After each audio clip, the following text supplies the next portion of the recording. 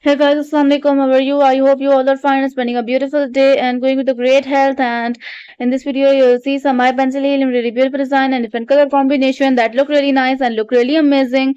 And as you see, this one in a red color with some silver shiny thing that look really beautiful and look really amazing. This is in a silver color and that look really pretty. This is a full red and it look really beautiful. Golden color of heel that look really nice. This is in a golden thing. It look really amazing. This is in a purple with some transparent, and this is a shiny material in all pink color. This is in neon and some golden color, and that look really beautiful. This is in pink color. It look really nice and look really beautiful. This is a really light color and it look really beautiful, look really nice. This is a two color combination that look really beautiful.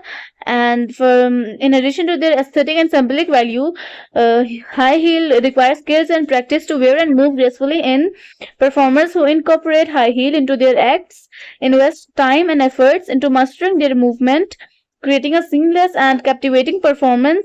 The challenge of performing in high heels adds an element of skill and professionalism, elevating the overall quality of the show. High heel became an essential tool for expression, adding a layer of sophistication, symbolism, and skill that enhances the overall artistic impact of the production.